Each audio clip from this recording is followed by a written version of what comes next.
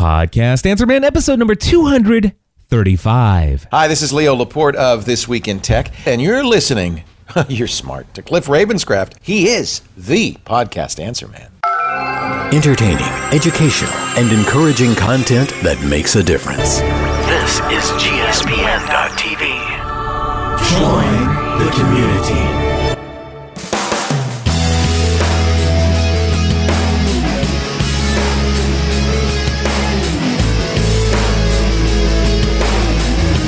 Hello, everybody, and welcome back to another episode of the Podcast Answer Man. My name is Cliff Ravenscraft, and this is the podcast about podcasting, helping you take your show to the next level.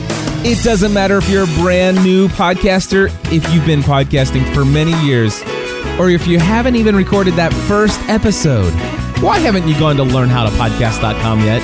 Anyway, it doesn't matter. There's something we can all do to take our show to the next level. My friends, I am still on a super high from my trip to BlogWorld LA and, of course, my pilgrimage to Petaluma.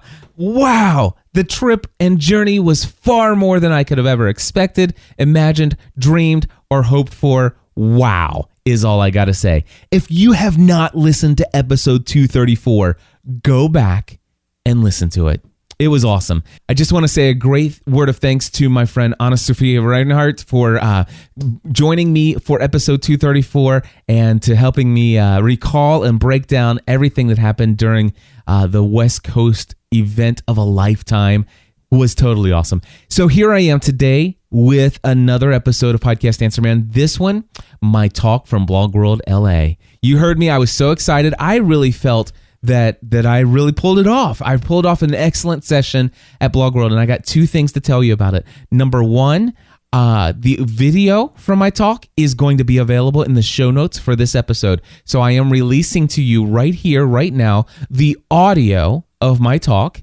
But if you want to see the video I actually spent probably about an hour and a half, 2 hours, actually a little bit more than that, actually, putting some, text overlays and stuff like that. If you want to, you can consume it in video. It's embedded at podcastanswerman.com/235. Again, that's podcastanswerman.com/235, and that will take you right to this episode on my website with the video instead. But if you want to, you can listen right here via audio, professionally produced, ready to go for you. And the second thing I want to tell you is the title of the session was called Forget CPM, Proven Strategies for Generating Serious Income from Your Podcasting Efforts. And my friends, I do want to just stress one time, since I have this moment here before I hit play on the recording, I want to just help emphasize and point out that what I talk about in the first 20 minutes of this talk is so much more important and valuable than any of the strategies and income revenue generating streams of income. That stuff doesn't matter if you don't have the first 20 minutes. I just want to say that the clients that I've helped over the years, the ones like an Ian Westerman, remember podcastanswerman.com, episode number 225, when I talked to Ian Westerman, essentialtennis.com. He called me up about 2 years after he had hired me and said, Cliff, I quit my job. I'm doing tennis full time. And it's largely, if not most of it, as a result of my podcast. Go back if you haven't heard that story. Episode 225 of Podcast Answer Man. And listen to it. But here's the situation. He didn't do it because I told him exactly the revenue streams I was doing. I told him how I got the revenue streams that I had approached, how I achieved success, and that it has everything to do with the first 20 minutes of this session. So there you go. I've set it up for you. That's all I'm going to do. Here is my talk from BlogWorld LA 2011.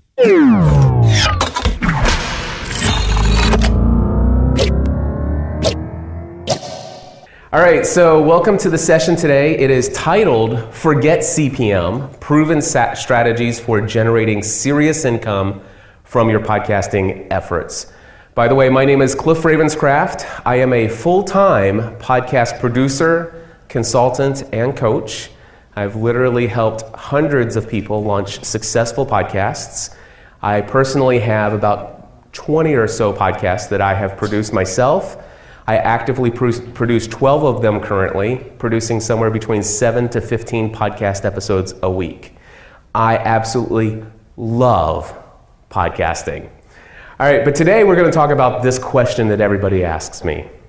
How do I make money from my podcast? For those of you who don't have a podcast, that's okay, because I'm going to ask a bigger question, and that is, how do I make money doing what I love for a living?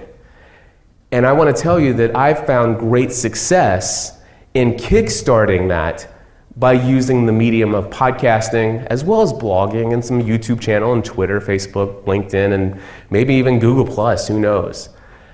But we're going to start off with something that is even more important. Before I am going to tell you about the strategies that I have used, the different various income streams that I've been able to generate in my experience in podcasting and how they've worked out for me. But before we get there, I want to lay a solid foundation for success, a formula, if you will. In fact, if you're taking notes, you might want to write these down, because I have seen this work hundreds of times and lead people to success. The first thing I want to talk about is that you should start with passion and the right motives. All right, passion is something where you find that one thing in your life that drives you. You know, is there something in your life where if money were no object, you would do it anyway? Somebody once said, find something that you love to do so much that you do it all day long for free, and then spend so much time devoted to it, becoming excellent at it, and people will be willing to pay you to do it. And I'm like, whatever. Anybody think that sounds like baloney? I did. So, but it's true. And I want to tell you that I also believe that if you follow your passion, if you follow your heart, if you can find out what your true identity and purpose is, and you go out and you take the message that you have and share it with the world for the desired benefit of improving other people's lives, you won't need to worry about the money. Everything else will fall into place. So if you start with passion, and this is the thing, a lot of people come to me and say, Cliff, I want you to teach me how to podcast. And the reason why I want to do this is I just got laid off, and I've been told that blogging and podcasting, this is a great way to make a living, and I've been doing this, insert name of career here, for the last 30 years, and I have tons of experience and blah, blah, blah, blah, blah. And so I want you to help me launch a podcast. And I'm like, well, tell me about how much passion you have for this topic. Well, honestly, I hate my job and kind of glad I got fired. So you want to take your experience of something you've hated for the last 30 years of your life, and just because that's what you've done, you want to spout that out to the world? Nobody's going to listen to that. And so I actually try to help people uncover, what is your passion? Is there a hobby? I'll give you a perfect example real quickly. A gentleman took my class. His name is Dan Matson. He came to me and says, Cliff, I want you to teach me how to podcast, and here are the two things I'm thinking of.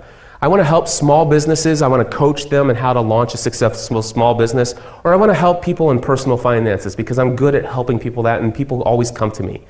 And he listed all the reasons why these were good choices for niche topics for him to podcast about. And in all the listings there, it read like a resume, as if he was trying to get me to hire him because he had all these qualifications. And I said, the one thing I don't see here, and maybe I'm just missing it, but I don't read anything about passion, or that this is something that you look forward to. He goes, you know what? Honestly, I don't like any of those, but I'm really good at them. And I said, is there anything that you're passionate about? And he told me about these things, and I can tell you, I swear I thought he said wooden boots. And then he said biking. I'm like, well, let's go with biking. But I went back and I read it again, and it was actually wooden boats. He has a passion for boats made out of wood. And I did some searching online, and I found that there are communities, associations, devoted to wooden boats. And if you guys want to, you can go anytime to hookedonwoodenboats.com and watch somebody who was going to do a small business coaching podcast or a personal finance podcast who's now doing a wooden boats podcast. And even if you have no interest in wooden boats, you should go watch this guy, because I'm going to tell you the things you're going to see me talk about today, you will see lived out in his life. And he's at the very beginning of his journey. Next thing, provide content on a consistent basis. The thing that I often am approached with is, what do I do when I can't think of something to say? Well, I think you need to go back to the first point and find something you're passionate about. Because have you guys ever been so passionate about something and you go around to all of your friends and you're talking about it all the time and they get sick and tired of hearing you talk about insert name of thing here? That's something you should be podcasting about. And the cool thing about podcasting, let me tell you real quickly. For me, it was the TV show Lost. All right, anybody ever watched the TV show Lost? All right, a couple people in here. Well, in my community, in my hometown community, my geographical area, the people I worked with, people I went to church with, they could care less about this TV show. Some of them watched it, but I watched it, and then afterwards I went on the forums and looked at sites that had people who had screen captured every single frame of this television show and found books that were hidden in the background, and that if you looked them up on Amazon, it gave a clue as to what's going on in the mystery of this island. And I was sucked into this thing, and I started blogging about it, and then all of a sudden Entertainment Weekly's featuring me in their magazine, and then people said, Cliff, you should start a podcast about this. And so I launched a podcast. And now, instead of everybody saying, gosh, Cliff, will you stop talking about Lost? Within the third episode, I have 17,000 subscribers who are desperately waiting for the next episode for me to talk about Lost for the next hour, hour and a half, 2 hours if I want to. Ultimately, build it to a 60,000 person audience. So, and not only that, I started it as a hobby, and today I do podcasting full-time as a career. So I'm thankful that I followed my passion for a TV show. How ridiculous is that? So the point here is, once you've found your passion, you need to create content. Blog content, written content, audio content, and if you want to dabble in it, even some video. People will tell you you have to do video. That's baloney. You don't have to create a YouTube video. Will it help you? Will you reach people that you would not have reached otherwise? Absolutely. But let me tell you, there are 127 million people in the United States who drive to work alone every single day. The average commute time is 26.2 minutes. They could listen to your 1 hour show, half of it in the morning, half of it on the way home. Many people do. There are 37 million people who have a gym membership in the United States. You ever go to the gym, you see people with their earbuds in? You might think they're all listening to music, but maybe not. They could be listening to you. Anyway, if you provide content on a consistent basis, here's the cool thing. Once a week, every week, I create content. High quality, passionate content. I love what I'm talking about. And because I love what I'm talking about, and it's so niche, it's so focused on one particular topic, I am reaching into the hardcore, absolutely loyal followers of that passion, and I'm speaking their language. And I'm doing it in a way that reaches them, and they feel connected, and they're like engaging. It's like, wow, I want to give you my feedback. Wow, I really loved what you said. I really disagree with what you said. And let's engage in conversation, and you create environments where people can do this, but you can't do it unless you're creating content and providing content on a consistent basis. The next thing, establish meaningful relationships. You know, one of the things that I love about podcasting is when I first started listening to podcasts, I thought, man, this is amazing. This is great content. I found podcasts devoted to all kinds of things that I liked. And I started to think of these people that I was listening to on the podcast as celebrities. Literally, I thought they were celebrities. It's just like, you know, I remember the very first time I called and left audio feedback. Somebody says, here's our phone number, call in and leave us feedback on a podcast. And I remember the very first time, I felt like I did when I was a kid calling the radio station to put my request on the air to dedicate it to my girlfriend. You know, did anybody ever call in the radio station when you were a kid? And you get that? That's how I felt when I called into my first podcast. And they played my feedback on their show. And I'm like, I went to friends who have no idea what a podcast is. It's like, listen to this. Here, put these in your ears and listen to this. This is me talking. And wow, that went out to the entire world. And they mentioned my name. And how cool is that? And And it just opened my eyes to this world. And then what happened was, I remember calling radio stations. I remember, having these celebrities out there. How often do those people take time to engage with you? Well, what I found with podcasting, in general, about 95, maybe 98% of the time, that if you email a producer of a podcast, you will more than likely get a response within 10, 12, 14 hours, if not sooner. In fact, if you send me an email, I will email you back probably within a week, if not within a couple hours. I answer every single email every single day if I can, and if not, I definitely don't let them go behind a week. And I receive about 40 to 100 plus emails every single day. Now, I establish meaningful relationships. Here's the thing. I go into a city like Los Angeles. This is the first time I've ever been here. Last night, I hung out at Trader Vic's. We had 15 people from Los Angeles in California area all come and sit in a restaurant because they all listen to GSPN TV content together. And they all know each other. Or if the few that didn't know each other now, and they will have ongoing relationships. Establish meaningful relationships with your audience. It will drive so much loyalty to what you do. Now the thing is this goes back to starting with passion and with the right motives. I'll tell you right now, if your motive to get into podcasting, your motive to get into blogging is all about how can I make money, I don't see it working out. I really don't. If you have a passion and a joy for what you do, and you have an honest desire to see people's lives benefited and improve their lives, and you're willing to do some of these things, I don't see you failing. I can't see it possible that you would fail. So establish meaningful relationships. The next one, and this one I get a lot of hard criticism of. Give as much as you can away for free. Give it all away is what that's my motto. Give it all away. I do podcast consulting, and and I can't give any pitches here, but I'll just say this, is that if you were to go to my website, I have 238 hours of me answering questions about podcasting.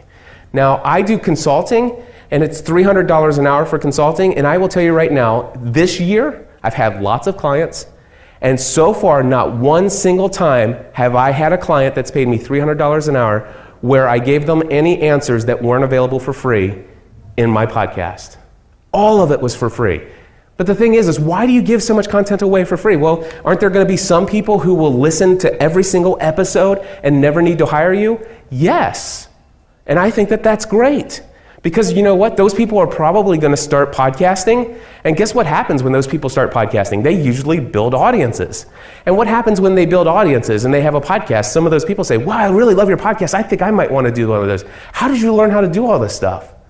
Well, they go over to my site, right? And they say, well, check it out. And all of a sudden, now that person could do the same thing, listen to all 238 episodes and never have to hire me.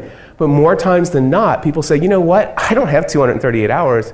I'd love to buy a couple hours of your time and get the direct answers that I need. Give it all away for free. Give it all away for free. Be patient and work hard. Be patient and work hard. This is the other thing. It's really difficult for me as a consultant and a coach to take somebody who says, I just got laid off and I want to create a podcast and I want you to tell me how to do this so that I can start generating income. And I say, okay, I would love to help you do that. I would love to work with you, and I really would. But you need to go out and get a job. Because you're going to need to go find someplace else to make money for a while, because you're not going to make money from this thing right away. It's not going to happen.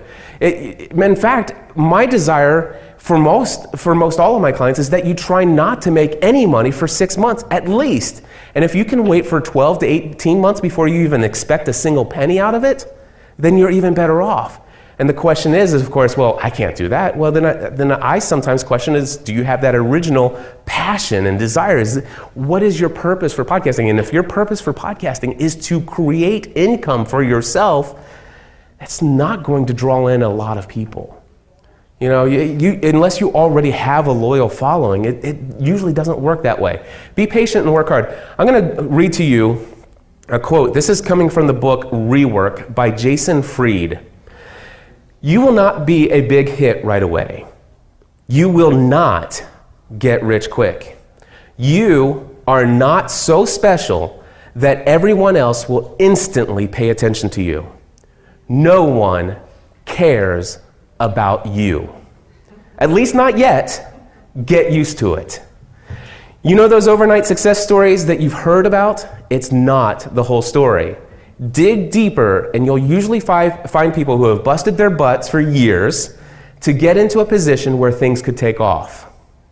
And on the rare occasion that instant success does come along, it usually does not last.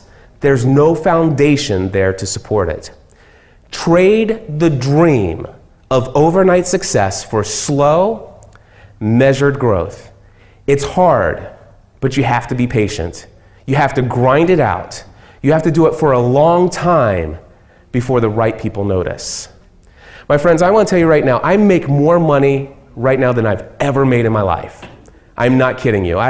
It's ridiculous how much money I make right now. And it blows my mind.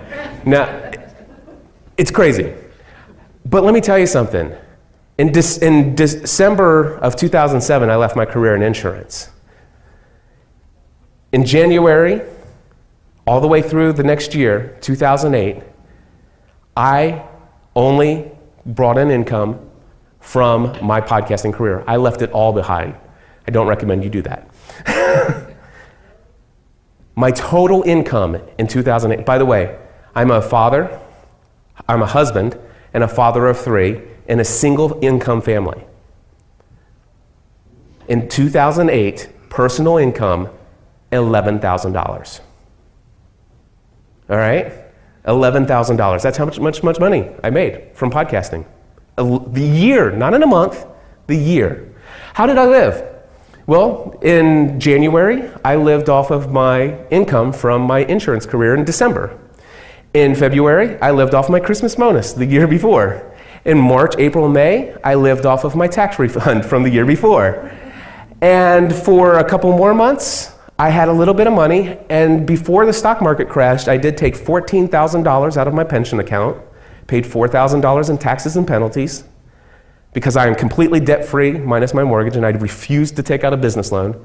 And I lived the rest of the year on $10,000 that I took out. So that wasn't income, technically, but the business only made $11,000. I'm telling you, this is not easy stuff. It doesn't happen overnight. 2009 wasn't all that much better. It slowly progressed.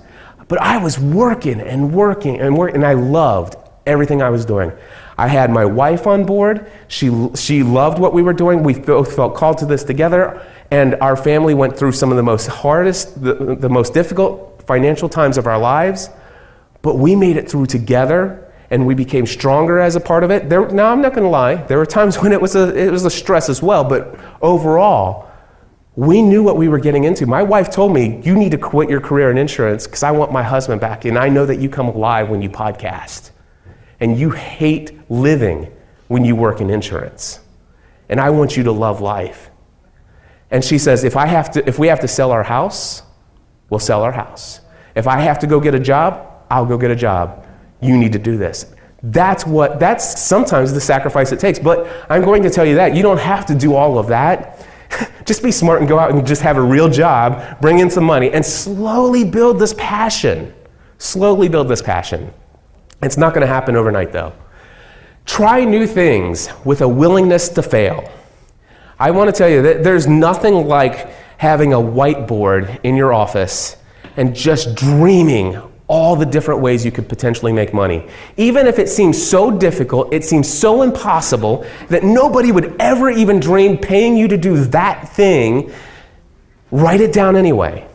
And any thought that ever comes to you, that here's an idea of some way that I might be able to make money, even if it doesn't even seem possible, write it down. Just write it down. And then I will tell you, you need to be willing to try a couple things. And yeah, try those things that seem impossible, And you'd be surprised at how many times some of those things just might work, all right? I'm going to talk to you about some of the strategies that I've used to generate income from my podcasting efforts. This is why you guys came here, right? Honestly. But I'm just telling you, as far as I'm concerned, if it wasn't for the stuff that I just shared with you, the formula for success that I just shared, none of this stuff, you could write it all, you can go home and you could do it all, and none of it will return anything like what I've received. None of it. Strategies I've used. Traditional advertising, CPM. Anybody know what CPM is? Exactly. So it's basically a certain dollar amount per 1,000 downloads of a podcast. And back in the day, they even came up with this industry, the Association for Downloadable Media, and we're going to try to get everybody all together, and we're going to come up with a way for metrics, and we're going to kind of have an industry standard of how much money you can make. And they were just trying to figure it all out, and the numbers they were throwing out is somewhere on the low end of about $20 per 1,000, and on the upper end, $40 per 1,000. And I'm looking at my podcast audience size, and I'm like, I'll never make a living doing that. But I tried out some CPMs, and I will tell you right now, I successfully generated about $20 an episode for some of my content. Woo! We're going to pay that mortgage with that, aren't we? Not so much. I did not have any real success with CPM. If you have 100,000 subscribers, then you can start thinking about that model. But I still don't like it. Let's talk about sponsorships. I didn't even go out and seek a sponsor, but I had a podcast, the Weekly Lost podcast, had a massive audience. Super loyal too. So loyal that there are many times people would travel from Germany, Belgium, and all over the United States. I mean, literally all over the United States. They would come to Northern Kentucky to watch Lost, either for the finale or the premiere parties that we threw. In fact, for the series finale of Lost, we rented the entire Hilton restaurant. The entire Hilton restaurant, and filled it. Had the local ABC affiliate from Cincinnati come and do it. We were on the front page of everything. Had people from all over the world. And so we had an engaged audience. An engaged audience. And I had a guy, his name's Daryl. He came to me and says, Cliff, we'd like to sponsor your podcast. And I'm like, who's we? He's like, Mardell Christian bookstores. And he says, we've got these massive stores in about 4 or 5 different states, and we're a pretty big deal in these states, trust me. But we just launched this online initiative. And it's going to be something that anybody, anywhere can order from.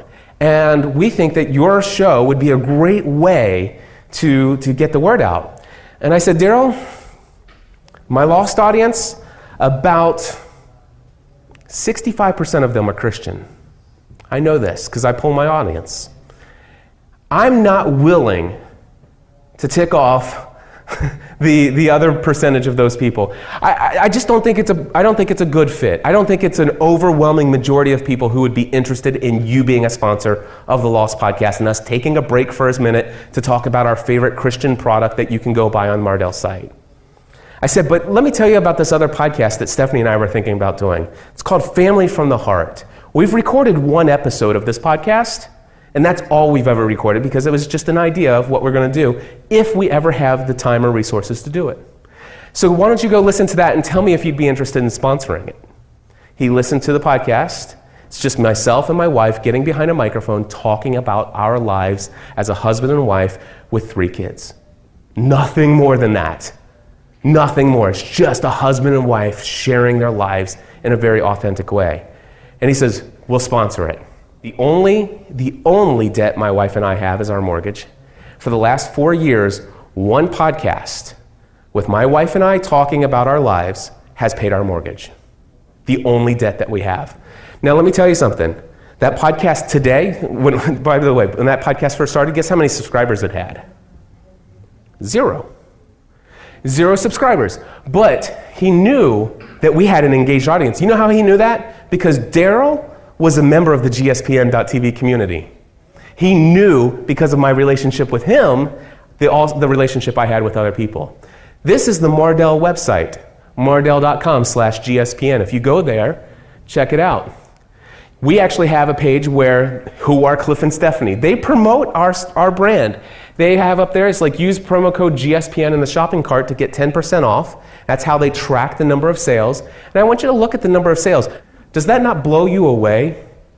Then that's what they get in return. Do you think they're a happy sponsor? Yeah.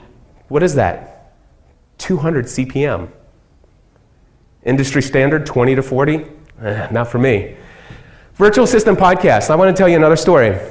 I learned about this thing called a virtual assistant, and then when I first learned about them, I didn't like the idea, the concept at all. In fact, the way that I heard about it, it was talked about in such a way that it seemed very demeaning. In fact, the book, and I won't mention the name of the book, some of you will know it as soon as I say what it says, but the book actually said, you should actually, even if you don't need a virtual assistant, you should hire one just so you can get used to what it feels like to boss somebody else around. And I'm like, that is not something I want to be involved in. So I put the idea of having a virtual assistant out of my mind. I said, that sounds ridiculous. But I kept hearing people talk about it. And then all of a sudden I heard people that I respected talk about virtual assistants. And I'm like, how can this person do something that's so demoralizing? That just doesn't make sense. And as I started to struggle with that, I actually reached out to some of those people that I respected. It's like, how do you do this? And they said, no, it's not like what you think at all. And it's like, really? And then all of a sudden, there was one day I'm like, I put out a Twitter message. And it simply said, I am so busy that I think it's finally time that I might look into hiring a virtual assistant. This lady, her name was Andrea Schumann, sent me a message on Twitter and said, I'd love to talk to you. But she didn't only do that. She went to my website, she read my about page, she listened to about 5 or 10 podcasts, and wrote me an email that communicated that she took the time to research who I am. And she says, I want to work for you. I believe in what you are doing. I live in Missouri. I work for a firm that has managed, it's a managed firm, so I'm an employee of this firm. And if you were to hire me, it would be this price. And I'm like, really? Wow, that's amazing. It's more than the $2 or $4 an hour that I'd heard about, but I for me to be able to make this amount of money and you do this, and I even asked her. I said when I interviewed her, I said, you understand I make this much an hour, and I'm asking you to do all this work that I hate, and I'm only going to pay you this much money, and you're okay with that? She goes, I have no desire to do what you're doing, and what you're doing I couldn't do, and this is what I do, and I love it. And I'm like, so I'm not taking advantage. I'm literally, it's like, how am I not taking advantage of you? She's like, this is how it works. And it started to change my mind. I started working with her. And I started to learn how to I'm a workaholic. I love my work. I really do. I hired her, and all of a sudden I'm giving her all these things to do that I don't like to do, and now it's freeing me up to do so many other things. My profits went through the roof, and I became passionate about the topic of virtual assistants. I'm like, everybody in business should know about a virtual assistant. It's not like what that book says. This is amazing. Everybody should have a virtual assistant. My wife needs a virtual assistant. Crap, did I just say that? I'll have to edit that out. All right, so seriously, I became passionate. You know what I did? I went to Andrea and I said, Andrea, I want to talk to your boss. Can you set me up a meeting? She says, why? I'm going to do a podcast and I want your firm to sponsor me. She goes, Cliff, she's a hard sell. She gets this kind of stuff all the time. Andrea, will you please set me up the meeting? She said, sure. I went to Podcast Answer Man, my podcast about podcasting, who happens to have a lot of business people that take it. And I said, you guys, you ask me questions about podcasting all the time, and I answer them for you. You guys obviously have heard about virtual assistants, as have I. You probably have a lot of questions, as I did. I've learned a lot of things recently, and I'm thinking about starting a podcast, but I will only do it if I get a couple phone calls on the voicemail feedback line asking me questions about what your questions would be if there were a virtual assistant podcast. And if I launch a podcast, I will answer your questions. I got 25 questions and an appointment with Heather, who happened to be the CEO of Contemporary VA. And I got her on the phone, and I played her the 15 questions. And I said, I have the answer to all these questions, and I want to answer them. And I'm either going to do it my way, and I'm going to benefit myself, or I can say that this content is brought to you from the benefit that I have a sponsor who believes that you should have this information for free. And she says, where do I sign up? And she sponsored that. 38 episodes. After 38 episodes, I lost my passion for talking about virtual assistants because I've shared everything you would ever need to know there. I really did. Go check it out. Anyway, early experience with donations. That's about my experience with sponsorships. Honestly, I don't seek sponsorships.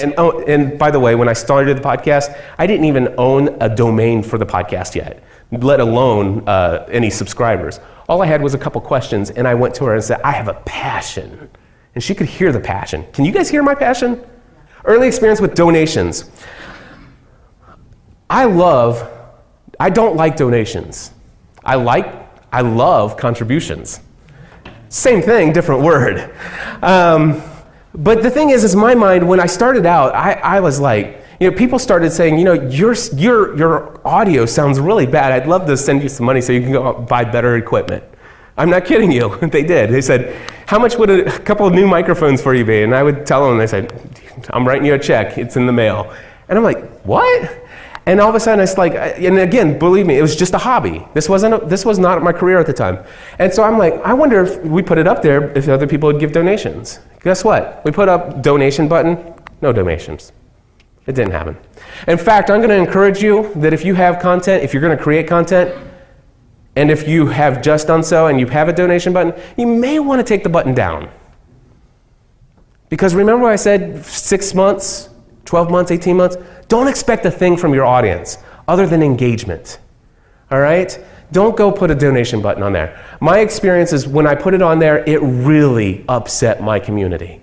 They were very, very hurt that I would come to them and make them feel guilty as if they should donate, and if not, and it's like, I've never communicated. It's like, you don't understand, Cliff. The fact that you're saying, to support this content, it's like as if we're not supporting you if we don't. And so it really had a bad experience. And I'm going to get to it in just a moment. But there came a point in time where I had such a relationship with my audience that were like begging me for ways to give me money. And I'm not kidding. In fact, I want to tell you about this. Partial premium content model. Plus membership is what I called it, and you can read all about it at gspn.tv/plus if you would like. And partial premium content model, I decided I wanted to quit my job and I wanted to do podcasting full-time as my career. And my audience was behind us because we shared it on a podcast. My wife and I talked about it, and people are like, dude, that is and I didn't know if people were really excited because they were about ready to see this amazing success story, or if there's this major train wreck and people like to watch either and they figure like, I'm in no matter what. And by golly, they're like, wow, I can't wait to see how this happens. Wayne's been there since the beginning, and it's been quite a fun ride. Anyway, partial premium content. So what I did is I actually had my audience say, Cliff, charge us money and we'll pay you. I'd pay you. I had one guy say, I'd pay you $60 a month. And so all of a sudden these people started saying, I'll pay you. And so I had all these different shows, and I said, okay, here's what I'm going to do. I'm going to create Plus membership. All of my shows that are in iTunes, I'm going to give you 1 to 3 episodes a month for free. All right, usually 1 to 2. And what I'm going to do is I'm going to continue to record shows on a weekly basis. Actually, at the time, we didn't have so many shows. We added more shows to kind of up our ante and everything. And so we were providing we weren't really taking away any content. We were just providing a lot more, but only to people who were going to pay. And so I created this thing. It's like, we'll give you 1 to 3 shows a month for here, but we're going to always record a show every week for all of these podcasts. And if you pay $10 a month, you'll get every episode of not just this podcast, but all of our podcasts. And we're talking 12 episodes a week. A lot of content. And we had people sign up. So much so that in 2010, which was the last year that I charged, we made $28,000 just from Plus membership, which is not a lot of money, but it was a stream of income. And then all of a sudden, I decided to give it all away for free. You see, I felt in my mind, in my journey, I needed to find some ways to make money. Remember how much money I made in 2008? Not a lot of money, right? And people said, Cliff, charge us and come up with this. And it started to build, and that started bringing in some income. And my consulting business was slowly taking off. And I mean slowly taking off. But anyway, they said, we'll pay you. And so I felt like that was a way to earn some income. And it worked. It actually did. But what I realized is I started making enough money from consulting that I really felt like I didn't have to continue to do the Plus membership. Although I had this fear that if I actually quit doing the Plus membership, that no income's coming in from the content that I produce, that maybe I would not be as driven to produce content as much because, well, no income comes from over here. And I really struggled with that for a while until I realized that, why do I do what I do? Is it for the money? Did I leave my insurance job because of the money? Obviously not. Because if I had a great job in insurance. By the way, my family owned the insurance agency. It was my dad's agency. It's been in the business in the family since 1935, and I was supposed to take it over. I'd be making, I don't know if I'd make as much money as I make right now, but I'd be making good money if I owned the agency right now. I'd just be miserable and hate my life, and I don't know. Anyway, but I'm not there. I'm here. Thank goodness. All right, so decision to give it all away for free. What I realized with this model, and people say, Cliff, I want you to teach me how to do this partial premium. And I'm like, do you have to?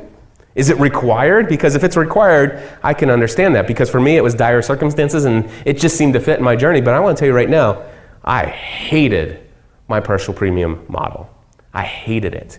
Because you know what? I create content not for the money, not to generate income.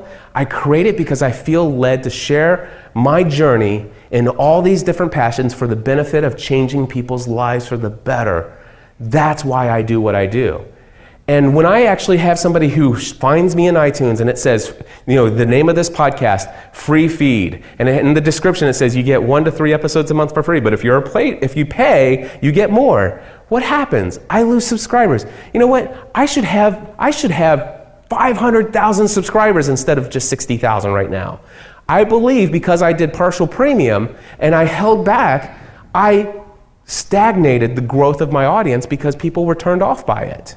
Now the thing is slowly we did grow, but I said, you know what, I wonder what would happen if I said, I'm giving it all away for free. And so I emailed everybody and I said, listen, from this point forward, you don't have to pay a single penny. You will continue to get every episode of every podcast for free.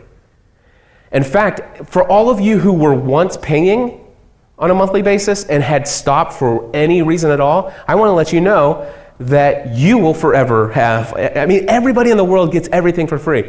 We would love it if you would continue to contribute if you feel led to do so and you want to support the content, but it is by no means a requirement whatsoever.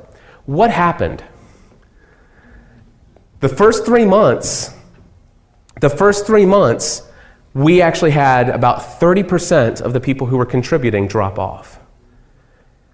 But the amount of people who gave one-time donations far exceeded the amount the thing. But what happened is I quit talking about it all the time. One of the things is I don't very much market our Plus membership, the fact that you can contribute, because I often forget because it's not my main focus. And so I don't mention it all the time. Just maybe 1 out of every 9 shows do I even mention that you can contribute if you want to. And occasionally people do. And so, as people start to drop off, the income monthly has dropped down. And all of a sudden, just out of nowhere, it was the very first time that we were actually, for the very first time, at the point where we were making less money this year than we made last year from Plus membership. And then a check for $12,000 came in. And if you want to read that letter, go to gspn.tv/Year of Providence. That letter you can read. It is amazing. And I want to tell you, I just believe that if you follow your passion and you do things with the right intentions, the right things are just going to fall into place for you. You won't have to force yourself into anything. You find out who you are, what you're built to do, and you go out and you do it. You follow your passion and the money will follow. I believe that. This right here, I had nothing to do with this. And you know what? These things are starting to happen left and right. You would not believe the things that happen to me all the time just because I'm following my passion. I don't have this big 5-year, 10-year business plan. I don't even know what I'm going to do in February of next year. Actually, wait, I do have. I don't know what I'm going to do in April of next year. I do have an idea for February. But anyway, I want to talk to you about actually, did I get it? Consulting? That is right. Consulting and coaching. I thought I had a typo for a minute. Consulting and coaching. I started out in January of 2008, and I want to tell you something. I love podcasting. Can you guys tell? I really do. I love podcasting. I have a passion. I really want to help people understand the power that you could potentially have if you put your voice behind a microphone and share what's in the deepest part of your heart to benefit other people's lives. That's my goal. That's my heart. And I believed that that's what I was going to do. And I'm like, nobody's going to pay me to do this because I love it. In fact, I always thought you only get paid for doing things that you're miserable doing. And that's what I did in insurance. I hated it. And so I got paid lots of money to sell it. And that, and no garbage man could ever enjoy picking up garbage. So they must get paid lots of money, right? That's how business works. People get paid to do things they hate. And if you love what you're doing, well, that's a hobby. Until I read a book called 48 Days to the Work You Love from my good friend Dan Miller. And that changed my mind about how I thought about work. And I subscribed to Dan Miller's podcast, the 48 Days radio show, 48days.com/listen. And I started listening to it, and it changed the way I thought about business and the way I thought about things. And I started thinking about things creatively. When I started consulting and coaching, I just want to give you a little history here. I started out charging $50 an hour. And when I was $50 an hour, I spent most of my day, every day, convincing people I was worth $50 an hour. When people heard when people heard my rate was $50 an hour, they either wanted me to prove it or they wanted nothing more to do with me. When I raised my rates to $100 per hour, I gained more success in closing clients. When I raised my rates to $150 an hour, I had even more success. And all of a sudden, I got to this place where I started to understand I needed to see the value in what I had. You see, that's the problem what we have. When we're so passionate, you might think, well, I have this love for wooden boats. I could never generate income from my hobby. This is something that just makes me feel all great inside. It reminds me of that time when I was a child and I was hanging out in the garage with Dad building this boat. Man, I couldn't make money doing that, helping other people understand the joys of doing that with their sons. I'm like, yes, you can. See, the thing is, sometimes you need a mindset. You guys, everybody in here, if you have a passion about a special topic or whatever it is, and you read 3 or 4 books about it, go to one conference about it, or anything like that, you will be an expert in that niche field. Now, will you know as much as those people that you always look up to? No, maybe not, because guess what? They've read a whole lot more books and spent a lot more hours devoted to doing what they're doing. But what makes you an expert is the fact that you know more than the people who would hire you. I'm thinking, well, anybody can learn how to podcast. I learned how to podcast just by reading a couple things on the internet. Well, guess what? Not everybody can do that. Not everybody has time to do that. And so I learned that consulting and coaching can be a very valuable thing. Today, people pay me $300 an hour to talk to me on the phone. And I'm booked for 2 to 3 weeks in advance. So much so that I had to find other things to do. I want to talk about equipment sales for a minute. And I'll get back to some of those other things. Equipment sales. This is something that just fell in my lap. I was working with some consulting clients. One of my clients said, you've got my credit card. Can you just go and order this stuff for me? And I called this one supplier up and I said, I want to pay with my client's credit card. And he's like, your client's credit card? So you sold this amount of equipment for one of your clients? And he's like, tell me what you're doing. And I explained to him what I'm doing. He's like, would you like to become an official reseller? And I'm like, no, I really don't want to have any inventory. He goes, no, let me explain to you. What'll happen is we're going to give you a much lower price than we'd ever give anybody else. And you take the order. We'll charge you this amount. You charge whatever anything up to the retail, and you keep the difference. And what you do is you collect the money. We'll invoice you for our amount. We'll ship everything from our office to your client without our branding. So it's almost as if it's coming from you. And they said, and then you can do this. You make profit. And I'm like, really? And I looked at it. Let me tell you. since 2008, I've sold $210,000 worth of podcast equipment, making $40,810.94 in profit. That just came out of nowhere. You know what? Was I seeking that? Did I read a book that said, hey, go and try selling equipment? You know, I didn't have any books that told you how to do podcasting as a career or consulting as a career or anything like that. That just happened because I followed my passion. It just came out of nowhere. And then, boom, here's another way I could make money. I got to the point where I was spending so much time in equipment sales that equipment sales were taking away from my consulting column. And so I learned that I need to do something. I was working 12 to 14 hours a day, 6 days a week. I hate to say that I was working, though, because I loved what I was doing. And I don't think I've worked since 2008, to be honest with you. But I work a lot, okay? And I love what I do. So I said, I need to start finding ways where I don't have to work 40, 60, 80, 120 hours a week. I want to be able to do things where maybe I can have a bunch of people all together pay a smaller amount, you know, and maybe if I had 20, 30 different people on the phone or on a webinar where I'm sharing my screen and teaching them how to do things, maybe they would do that. And I said, you know what, I'm going to do this webinar. It's $100 a person. I can do up to 25 people with the number of people that I have now. And I'm going to do it on this date. And the next thing I know, I got 25 people signed up within 3 hours. What? Seriously? And so I took those webinars, and then I actually decided, you know what, I'm spending a lot of time putting these together. Why do I just do this once? And then all of a sudden, you got all this work put into it. These people benefited. Yeah, I made a lot of money, but why wouldn't I just record the high quality video, the high quality audio, put it together and make it available as a downloadable product on my site and sell it? And that's what I did, the digital products. Affiliate sales. Now this is something here at BlogWorld, it's the third day, we're almost wrapping up. You've probably heard affiliate. Well, I tell you what, don't just discount it, because affiliate sales makes up for several $1,000s a month of income for me. And I won't say. Anyway, there are, let's just put it this way. I'll just say there are some hosting companies out there that if you were to get somebody to sign up for a hosting account that's only $5.99, there are some hosting companies out there that will pay you $150 for each person that you get to sign up.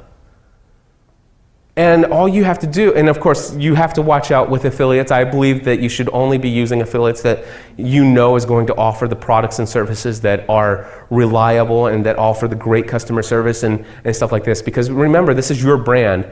And never, ever, ever accept an affiliate relationship with someone unless you're absolutely certain that they actually will treat your client as good as you would. All right? And there's people out there that have offered me a lot of money for other things, and I'm like, no, I'm just not into that. You have a different philosophy about your paying customers than I do, and I'm not going to be into that. Affiliate sales. That's something. Does anybody in here not know what affiliate sales is? Okay, so affiliate sales. All right, online training course. So the thing is let me explain to you, I had not yet started to really uncover this thing called passive income. But I had been invited. I actually had this dream of meeting Dan Miller one day face to face and being able to tell him how much of an inspiration he had been. And I said I would love to interview him on my podcast. And I put that in one of my podcasts. And within 2 weeks, Dan Miller was on my podcast being interviewed. And also within 2 weeks, I was in Nashville, Tennessee, staying overnight in his guest house and setting up his entire podcast studio. And a couple months later, I'm invited to be a featured guest speaker on his No More Mondays cruise in February of 2000. Was that this year? Yeah, it was. It was this year. So I'm like, I'm going to be out of town for 10 days.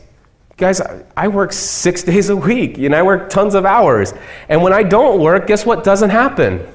I don't make money. I'm like, what am I going to do? I'm going to be gone, and I'm really freaking out here. And I said, you know what? But I believe that there's going to be some way that in this year of providence that I've been just really trusting in, that God's going to find a way that if I continue to do the things I feel called to do, that there's going to be a way. And as soon as I believed it, I said, okay, now what am I going to do? And I started to share my goals with people, and I started to share my struggles with how I was thinking. And some people said, well, what about an online training course? And so I came up with this course, and at the time, it was $800 a person. And I said, I can take up to 20 students.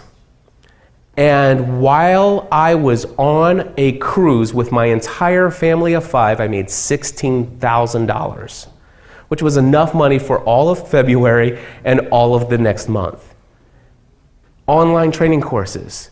There are so many different things. Now, here's the thing.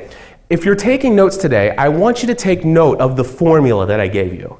And as far as these things that I've done, the strategies, the different income streams that I've tried, write them down. That's a great idea. But don't go out and try to duplicate exactly what I've done. What I want to encourage you to do is go out and find out what your passion is and go out there and pursue it with the idea of benefiting other people's lives. And then all of a sudden just set goals for yourself and say, I am going to make this possible. And you'll be surprised at the opportunities that come your way. My next things that are going to come up, just give you an idea. I have these podcasting A to Z courses, and currently it's $1,000 a person, and I do 20 to 30 people in the group, and I've been doing them every other month since I started them. And I offer folks to, if they want to, they can pay $400. And if they, for $400, you can come through the course again, you get access to me again, and all this other stuff. We have some more conference calls. And I recently started thinking about this, and it's the first time I'm saying it publicly, and I know Dr. Saram is going to be very excited about this, I think. But I believe that I have at least 100 people who would be willing to pay $97 a month to be a part of a podcaster's mastermind group, where I have an online discussion forum just for invite only of the people who I believe who are serious about podcasting as I am, and who are doing it for the right purpose and who have a desire to benefit each other in this community. 100 people at $97 a month between now and March 1st, I will be making $10,000 a month just by doing that. This idea did not come to me until about, it was Monday night. Monday night. That's when this idea came to me. It had not occurred to me before that I could do this. And so I'm just telling you, there's so many things. And you know what? Could it possibly fail?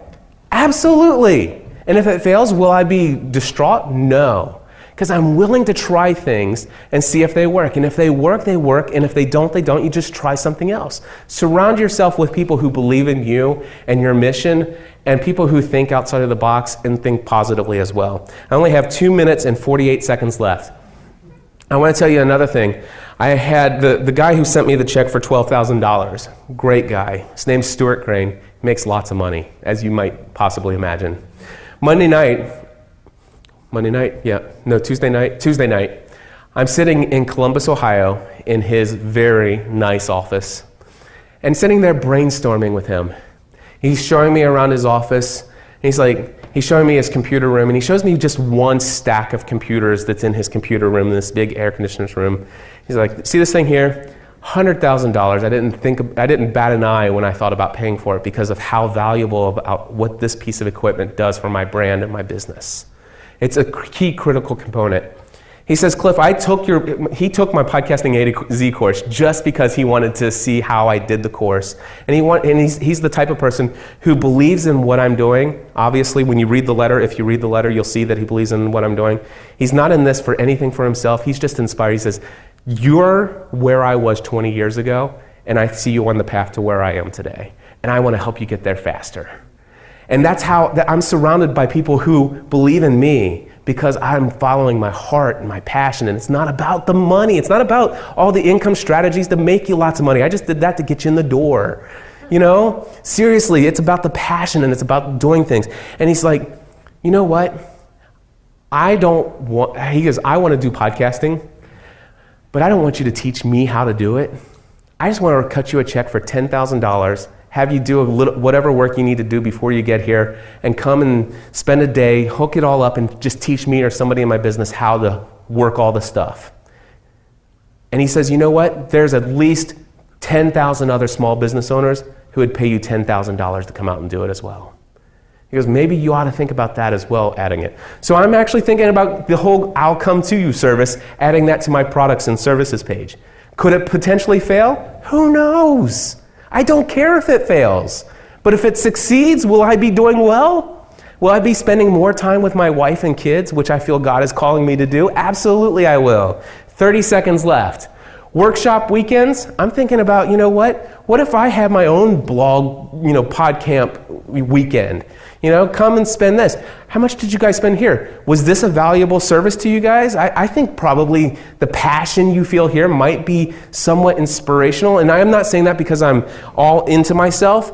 I'm only saying that because people just tell me this all the time. And people said, you know what? I'd come for an entire weekend to listen to you.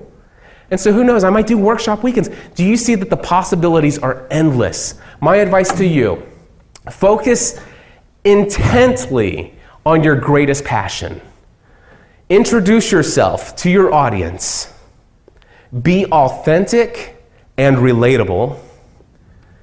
Share what you know with your audience for the purpose of improving their lives. Share what you are learning as you continue your journey. You notice it's not about knowing everything. Become the can't live without source of information and inspiration in your niche field. Create passive income through informational products that are far more valuable than what you would charge for them. Prepare to be amazed at the opportunities that will follow. And that's out of time for questions. But I'll stay around outside here or in here. There's no other session, but if you want to go straight to the keynote, you can. Thank you very much. Well, there you go, my friends. That is my talk from BlogWorld LA. Wow, I tell you, I so enjoy talking in front of a group of people. I love it. I do. Hey, folks, I have exciting news. My interview with Leo Laporte coming up next week. Episode 235, interview, me, Leo Laporte. Leo's going to tell you how much money he makes from podcasting. Little hint, $5 to $6 million this year. Going to tell you a little other detail there, like, for example, almost every single penny of it comes from downloadable content off of the RSS feed, aka podcasting. And my good friend Leo Laporte also says, in his own words, not only does he say podcasting is not dead, but he even says far from it. Tune in next week, podcastanswerman.com, episode 236, coming soon to a podcast feed right here near you. I am pumped up. Guys, if you want to find out more about my Podcasters Mastermind, I don't know if that's going to be the name of it or not, but I hinted a little bit about it there in my talk. Podcasters Mastermind, it's the next thing. It's the next phase of what I'm doing, and it's something that I plan on putting a ton of time, energy, attention, and effort into. And guess what? It is going to be a smashing success. I'm not taking everyone, but if you would like to apply for the Podcasters Mastermind, you want to go ahead and send me an email, cliff@podcastanswerman.com. Again, that's cliff@podcastanswerman.com. And put mastermind in the subject line and say, I'm interested, tell me more. And then give me a couple days to get back to you. Hey folks, I hope that you are doing well. I hope that you're taking your podcast to the next level. And if you need help doing that, I hope that you'll consider this mastermind group, because, my friends, we're going to rock the world with podcasting. We're going to turn this world upside down. We are going to take our brand and our message to a whole new level that would never be able to achieve on our own. But together, we're going to put it all together, my friends, and we're going to make big things happen. I hope that you'll be a part of it. I've got to go. I've got to put this podcast into the feed. I got to go get that video, embed it into here and everything. It's all good. God bless you all. Until next time, take your show to the next level.